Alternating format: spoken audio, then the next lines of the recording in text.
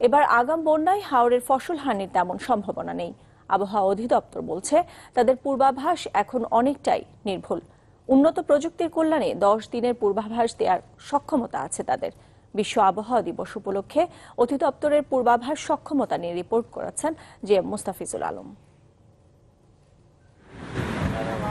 অসময়ে অতিরিক্ত বৃষ্টি ও পাহাড়ি ঢলে 2017 সালের মার্চের শেষ ও এপ্রিলের শুরুতে আগাম বন্যায় ভেসে যায় হাওরের 22 লাখ টন ধান।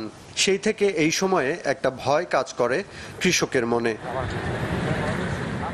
তবে আবহাওয়ার পূর্বাভাস বলছে এবার হাওরে আগাম বন্যার সম্ভাবনা খুবই কম। 10 দিন আগে থেকেও যদি আমরা বুঝতে পারি যে হাওড় অঞ্চল ভারী বর্ষণের পসিবিলিটিস আছে, সেটা আমরা আপনাদের মাধ্যমে জনগণকে কিন্তু জানিয়ে দেব। কিন্তু এই মুহূর্তে বর্তমান পর্যবেক্ষণ অনুযায়ী আমি এতটুকু নিশ্চিত যে এই মাসে হাওড় অঞ্চলে এই মাসের বাকি কদিনে আপনার স্বাভাবিক বৃষ্টিপাত হবে এবং অতিরিক্ত বৃষ্টিপাতের সম্ভাবনা নেই বললেই চলে। এপ্রিল মাসের প্রথম 10 দিনে বৃষ্টিপাতের প্রবণতা ধীরে ধীরে বাড়বে, কিন্তু বৃষ্টিপাতটা স্বাভাবিক থাকবে। 10 দিনের পরবর্তী সময়ে বৃষ্টিপাতের প্রবণতা কিন্তু সেই অঞ্চলে বেড়ে যাবে এবং সেই ক্ষেত্রে ভারী বর্ষণেরও হয়তো সম্ভাবনা থাকবে। এতদিন মানুষের ধারণা ছিল আবহাওয়া অধিদপ্তর যদি বলে বৃষ্টি হবে সেদিন রোদ ওঠে। তবে অধিদপ্তর বলছে এখন তাদের প্রতিদিনের পূর্বাভাস অনেকটাই নির্ভুল। শুধু তাই নয়, প্রযুক্তির কল্যাণে 10 দিনের পূর্বাভাস দেওয়ার সক্ষমতাও রয়েছে তাদের।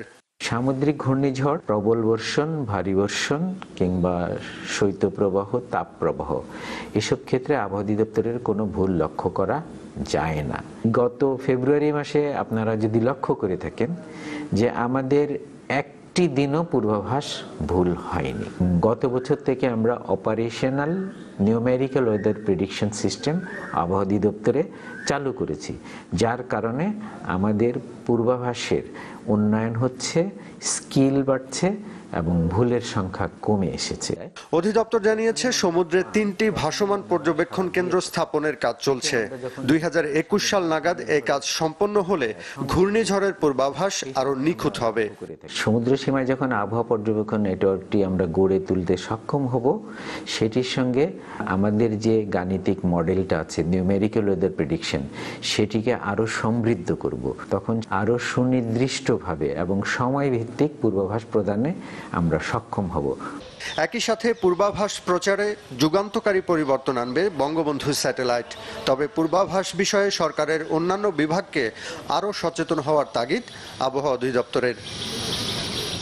GM Mustafizul Alam, channel 24, Dhaka.